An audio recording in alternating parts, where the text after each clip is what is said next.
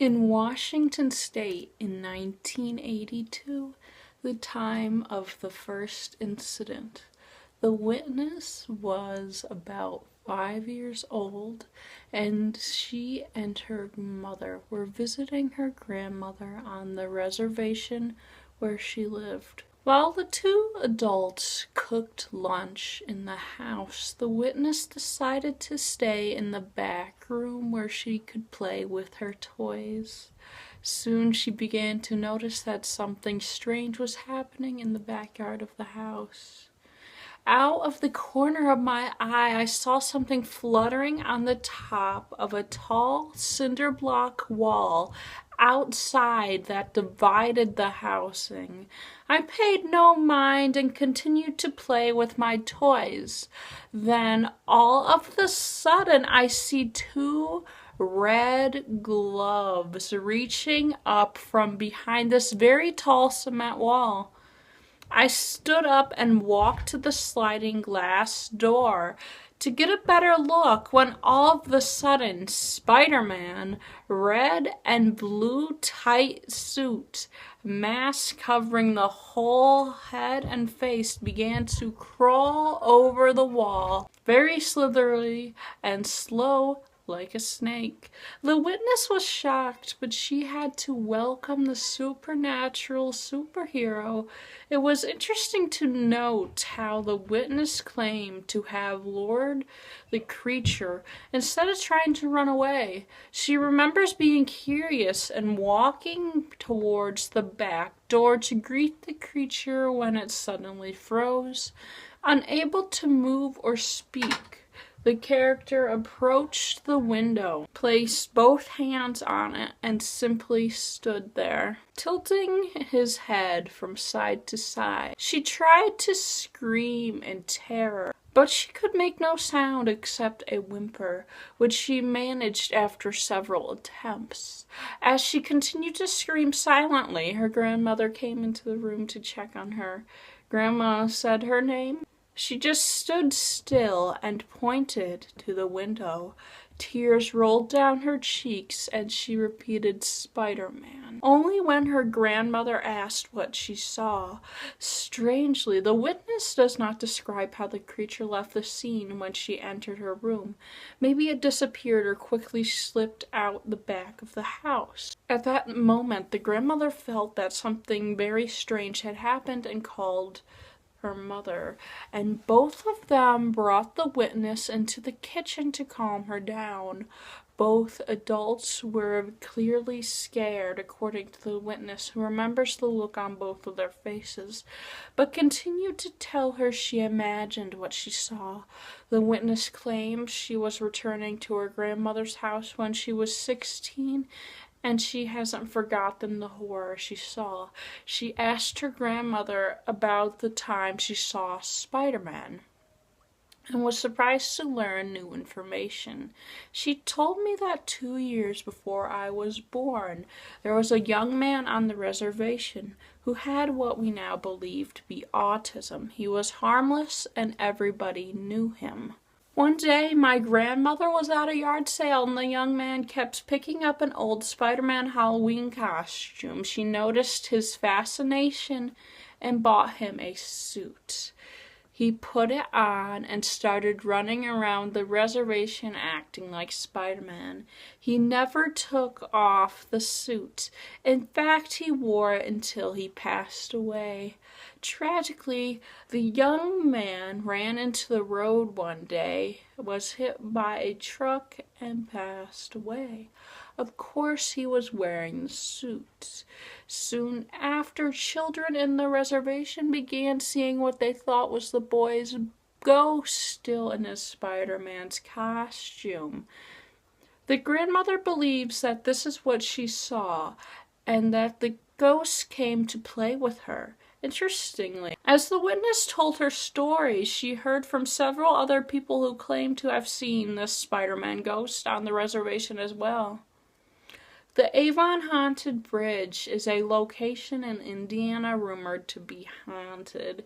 It is said to be haunted by the ghost of a worker. One local tells their story. I grew up in the area of the haunted bridge and everyone knew the story. As a child, I would play under it on long summer afternoons, and we would all see the red color of the water as it flowed down the side of the bridge. My older brother told me it was the bridge bleeding. When I was about 13, I snuck out of the house with my brothers late one night and we went to the bridge. We sat by the stream for a while waiting for the train. I wasn't sure what we were getting at because my brothers hasn't told me the story yet. Finally, around 1 a.m., we heard a train approaching and we all got up and stood at the bottom of the bridge just as the train approached the bridge opposite us. My brother Pat put his hand on my shoulder and said, "Do you hear him?" "Who?" I asked, suddenly uneasy. But as soon as I said it, I heard a voice. At first I thought it was the sound of the engine braking, a kind of high voice. But then I realized it was human. Someone was screaming. It was a man's scream, which then calmed down and became a moan. I had no idea where it came from, but I knew I wanted to get out of there now. We all took off and ran. I guess we didn't stop for half a mile at that time. I decided that my brothers had played a trick on me and I blamed them. But then we stopped. I looked at my brother Matt and saw that he was white as a sheet. I decided to go back alone. Now I know what you're thinking. Are you crazy? But that voice called to me. I was excited to determine if it was just a prank. Lo and behold, I went below when an ever dark, tall silhouette appeared and was crying. I asked him his name. His answer scared me. He said, "Dad." I ran and stopped. I have a red handprint on my sleeve. I didn't come back. The story goes that one of the construction workers on that bridge was a large African American named Dad Jones. He often got the most grueling jobs. One day, Dad Jones and another worker were standing on a wooden platform pouring cement. Suddenly, the wooden platform collapsed, throwing the other worker to safety. Dad Jones, however, was not so lucky. He fell in and was buried by the cement. A Redditor with the username Little Monkey Bear saw something unforgettable when she was only 8 or 9 years old. Since it was about 10 years ago now, the details of the encounter have faded somewhat, but the image of the seemingly sincere ghost pirate remained fresh for her. When she was growing up, she lived in a small suburb in Victoria, Australia. Her life was quite quiet because there were hardly any cars driving by, and the most they experienced were school children walking along the footpaths, and that was limited. On the fateful day, it was 4 in the evening, and she just came back from school. She looked out into the front yard, though through tacky lace curtains of the living room windows. However, there was something standing in the front yard that she never forgot. It was a humanoid that resembled a 30-year-old man in a light blue pirate costume. The creature was about 6 feet tall, and he had very pale skin, like the definition of white, and was described as having quite an average male face, but with completely empty eyes. Apparently, there is no recognizable spark of life. His hair was dirty blonde and tied under a pale blue pirate hat. The creature wore a light blue jacket with a white rolled collar underneath, and the jacket apparently had long sleeves that stopped at the wrist and revealed hands that were paper white like the face. She doesn't remember it wearing any sort of belt, but she remembers full-length white blue pants with white details. Its shoes were also the same shade of pale blue with detailing, including stitching and soles. Curiously, its pants were without wrinkles and the whole outfit looked completely untouched and free of stains and dirt. Even though it stood under the Australian afternoon sun, it didn't seem to cast a shadow.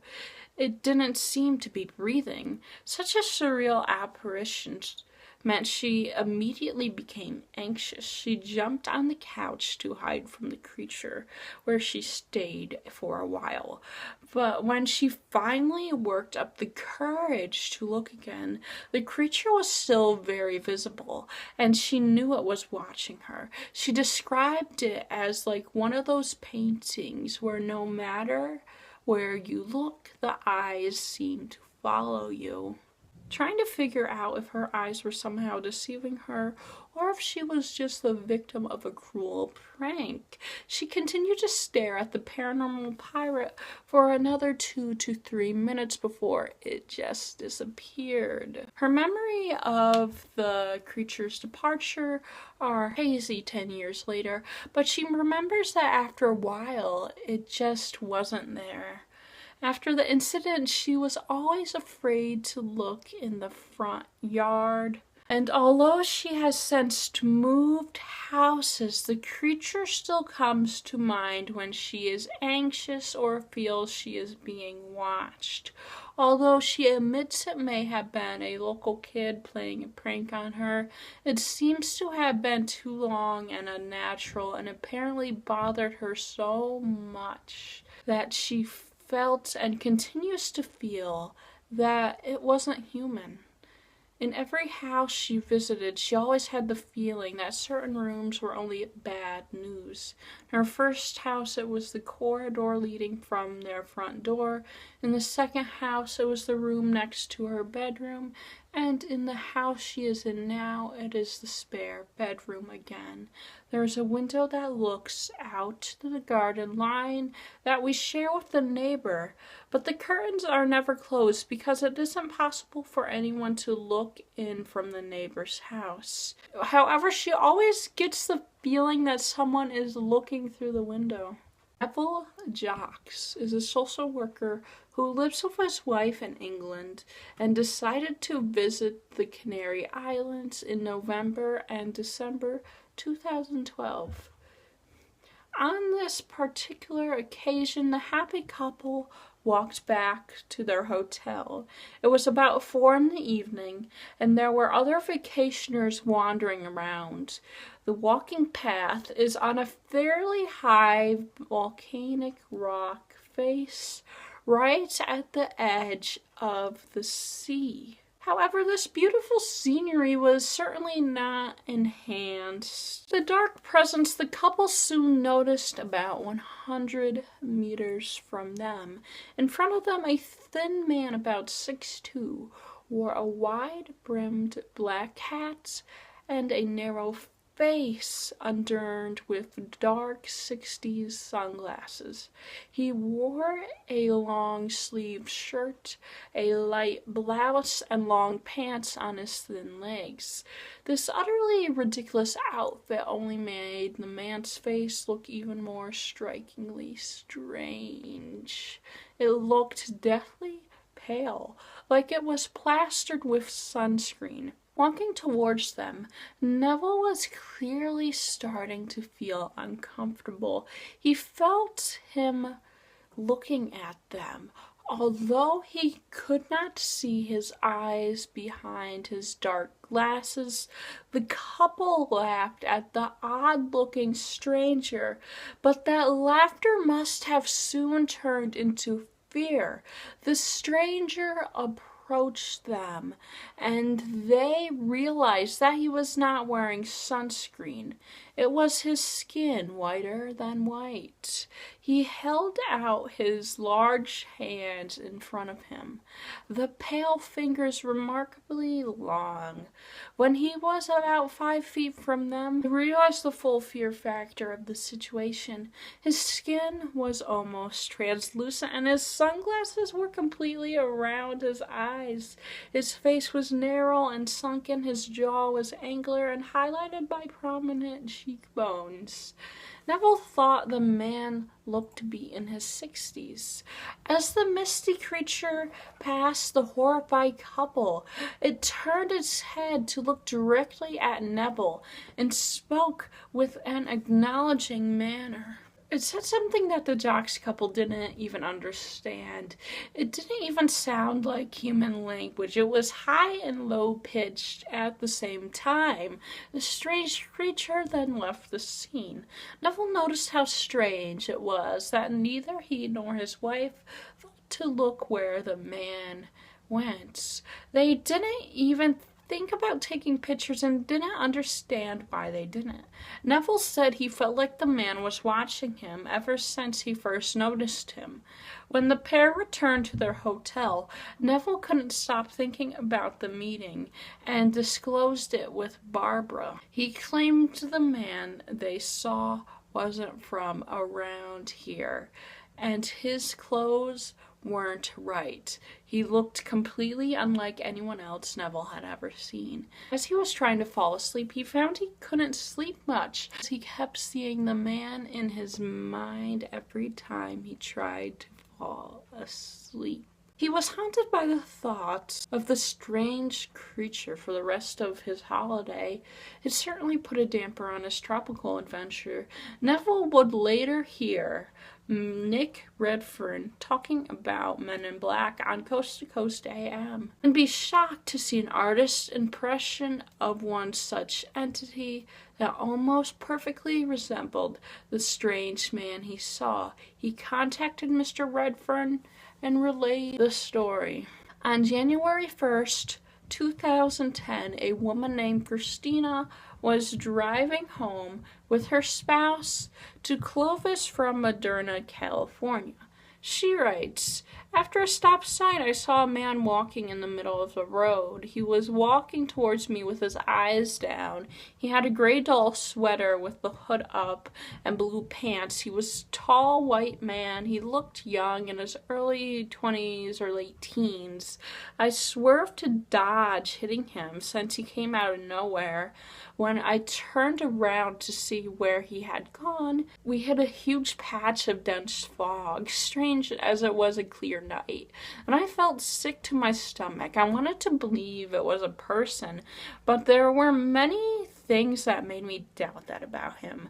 The man never looked up at me, and I was going 60 miles per hour and I nearly hit him. I was thinking, what kind of person does not look up at a car that nearly hit him? Besides, he was there so suddenly and gone so abruptly. On the off chance that I had blinked, I would have missed him. Even stranger, Christina claims that indeed, in spite of the fact that her spouse was looking out the window, right where the man would have been walking, he saw nothing. Christina had tried to explain it, but has since found that others have seen this man. I am sick to my stomach when I think about it and have since refused to drive home on that road." A woman named Ashley claims she was driving down Avenue 18 with her sister around 1:30 a.m. She also saw the strange man we saw, a white man dressed in jeans, a gray hoodie with the hood on, and white shoes. They couldn't see his face. He showed up out of nowhere. only a couple feet in front of them. I nearly hit him. He was standing on the white line facing the road. I came inches from him. He didn't flinch. We looked back and he was gone.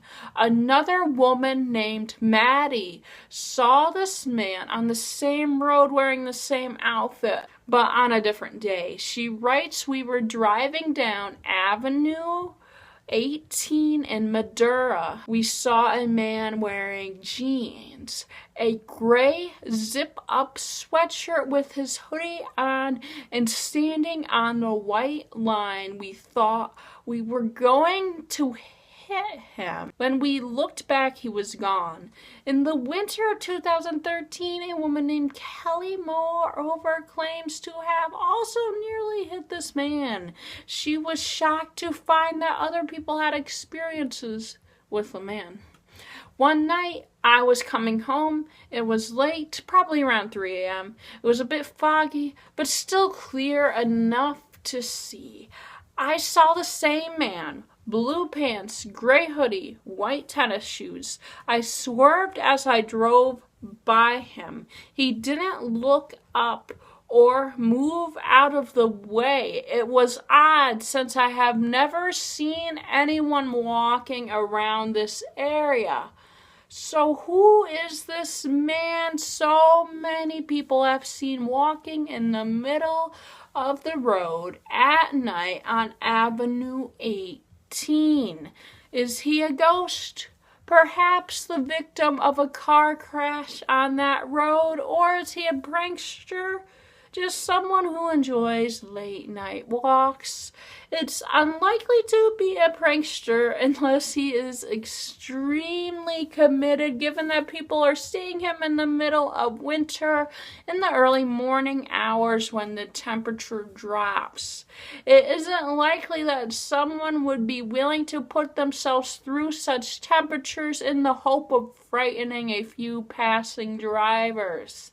Also, how does the possibility that it may be a prankster explain appearing and vanishing described by the witnesses? It's also worth mentioning all these witness accounts are from women. In Christina's case, her husband was sitting in the passenger seat, looking out the window and did not see him. When it comes to school ghost stories, Hanako-san in the bathroom is very well known, but in some places the four-dimensional old hag is just as famous, known as Yoji Baba. At 4 in the evening, an old woman appears out of nowhere and drags a child into the fourth dimension. When you lock eyes with the old woman, you become paralyzed. You are asked, what do you prefer? Red, blue, or yellow. If you answer blue, you will be hit with a sickle and drained of fluids, turning you blue. Saying yellow is a safe answer. Not answering or remaining silent will result in being taken to the fourth dimension. There's also the chance to meet the old woman herself. When you flush the toilet at 4:44, an old woman will appear in a nearby mirror. There are several versions of this, including banging on the toilet door 4 times instead of flushing. It must be the 4th toilet in a school bathroom.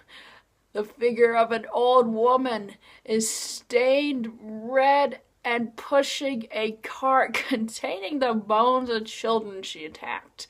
According to rumor, an old woman who was looking for her missing grandson was hit in a traffic accident. The woman who lost her life is said to be wandering around looking for the child.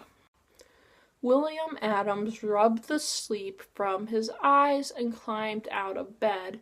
His wife had just woken up alone in their room, working the midnight shift at a local Cadillac factory. And not wanting to wake her, instead of venturing to his usual spot in their vet, he decided to spend the night In the quiet back bedroom of the house, a small, secluded room just big enough for a bed and a built-in wardrobe. There was nothing suspicious about it from the outside, and yet the children and the dog instinctively avoided it. The family ignored it. He walked across the cold floor of the bedroom and approached the door. He turned the handle and opened it into the darkness, and immediately felt a warm feeling of dread rise through his body. It fell to the floor before he could fully understand what it was, but after looking at it for more than a few seconds, he got sick. Red fluid and guts flowed from its mangled flesh. The empty eyes of a mutilated corpse stared at him from the floor. William sat up in bed, the image of the corpse still fresh in his mind. An endless scream of pure terror erupted from his mouth. Where he quickly woke up, he sat there and could do nothing but scream until his throat was raw. His wife Lillian rushed into the room to comfort him, but it took him a moment to get his hysterical mind back into rational frame. Not surprisingly, the family had this in mind when they moved to Martin Street in Detroit, Michigan. The house was nice and for the most part was a peaceful abode for a family with 5 children and a dog, but there was one room that quickly became the bane of William's existence. The back bedroom somehow seemed incredibly foul somehow. The children and dog instinctively avoided it, and every time he had to sleep in it, he was tormented by otherworldly nightmares. There was nothing wrong with the appearance of the small room, but the nightmares continued. Finally, William spoke to the Detroit Free Press about his family's experience in the haunted house, beginning his midnight shift at the Detroit Cadillac plant. Shortly after they moved into the house, and William began sleeping in the back bedroom after returning from his night shift, he began to notice the strange effect the room had on him. He would have the worst nightmares you can imagine. He awoke to find himself limp in terror and screaming until his throat hurt. He eventually lost so much sleep over the phenomenon that he told his wife he was afraid to see a psychiatrist, but he thought he might need an exorcist rather than a therapist. When he continued to sleep in the master bedroom and found that the nightmares immediately stopped. However, the family speculated that it was probably personal to William and not something that actually lived in the room. However, in August 1962, this was proven wrong when William's grandmother came to visit them from Georgia. She was given the back room while she was there, and the next morning a terrible realization began to dawn on the family. She looked pale and agitated when she came to the breakfast side table that morning and said there was a terrible noise in the room and that she refused to sleep in the room and she had been up all night. It sounded like someone was trying to break in. She was so traumatized by the experience that she cut the visit short and returned to Georgia early. This was the first time the family realized that something was seriously wrong in the room. They came to understand this. They began to consider more of some of the past events that they had previously ignored. 8-year-old Jimmy, 6-year-old Deborah, 5-year-old Johnny, 2-year-old Lori, and Tammy the baby would avoid the room while playing in the house, and the dog, a small terrier, would consistently refuse to enter it. Shirley Patterson, an old family friend from Georgia, came to the house to spend a few days with the family. The family thought he was a practical, no-nonsense man, so they decided to let him spend the night in the back bedroom to see if he could spend the night in the room without suffering from whatever lurked in the room.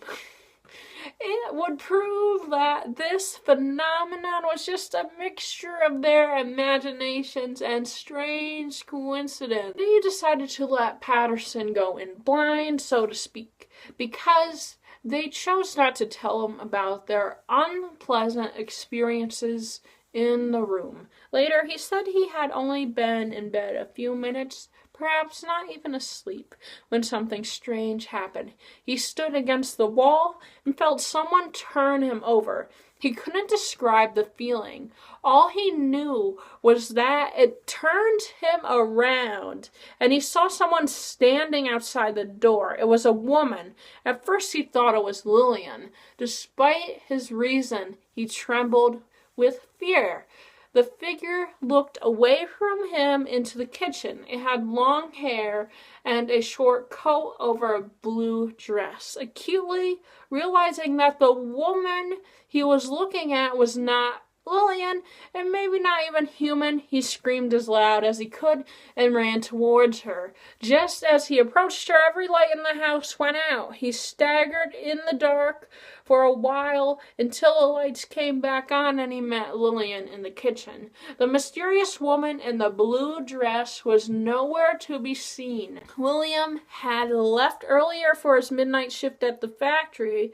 Just as Patterson began to explain what he had seen, he was interrupted by a truly terrifying sound coming from the house. It was a painful sound, like the sad cry of some half-human, half-animal. Both listeners were literally speechless with horror, and Lillian later admitted it was nothing like she had ever heard. Shortly after the screaming stopped, a terrible smell wafted from the room.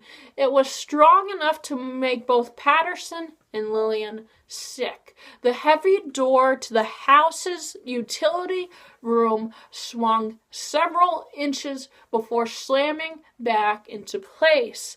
Underneath the door was a set of old broken steps that had partially led down to the basement. The witness stood there, paralyzed with fear. When they finally recovered from their horrified daze, they thought the best course of action would be to call the police. The police arrived at the house within minutes and searched it from top to bottom, rummaging through the attic and unfinished basement to find an explanation for the strange phenomenon that tormented the family. Finally, they admitted defeat and accepted the fact that there was no rational explanation for the unearthly moaning, the foul smell, and the terrifying apparition. When William came home on Sunday morning, his wife and friend did their best to explain what had happened that night. William was shocked at the news, but refused to accept that his house was haunted until he experienced it himself. He was in the army and considered himself a sensible person.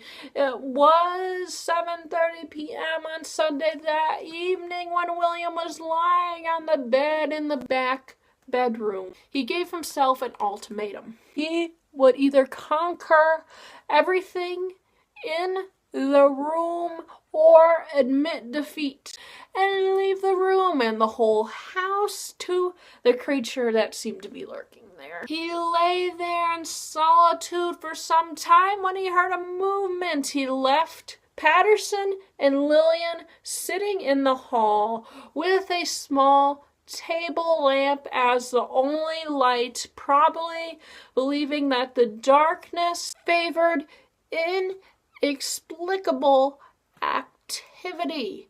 He assumed the movement was his wife's. He whispered to her sharply, asking her to leave the room so the creature would be more inclined to reveal itself to him. However, he did not receive an answer. The sound of movement also stopped, but he still felt a presence in the room with him. Turning over in bed, his stomach twisted when he found a hideous face mere inches away from him. He later described it as the scariest thing he had ever seen. Its eyes looked straight through him, and although its mouth moved as if to speak, only a terrible hissing and a foul smell could be heard. William immediately went into a hysterical panic, jumping up from the bed and screaming wildly, and tore his hair out of uncontrollable fear. He ran into the kitchen and Patterson tried to hold him back, but William flew at him like a cornered animal. His wife and friend later had to throw him in a blanket and wrestle him to the floor to regain his senses. The same evil scent that had been smelled the night before spread through the house again. Only an hour after William told his story, the family left the house. They grabbed their sleeping children from their beds and ran down the street to spend the night with their neighbors. The next morning, they were at William's parents' house. All William could think about this morning was how he probably would have ended up causing himself harm, slamming himself against that door if it had been closed the night before.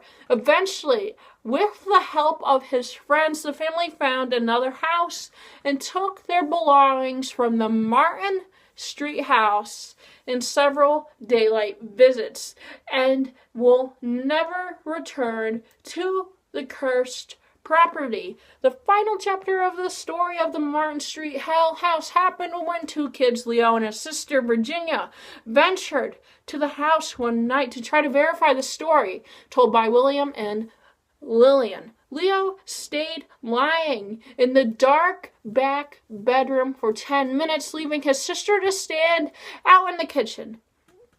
Only minutes later, Virginia heard a terrible moan coming from the room just before Leo rushed into the kitchen. His face a portrait of utter panic. He refused to reveal what he saw. The landlady refused to allow paranormal investigators, along with the electrical equipment, into the house, so the mystery of the Martin Street Hell House will likely remain unsolved.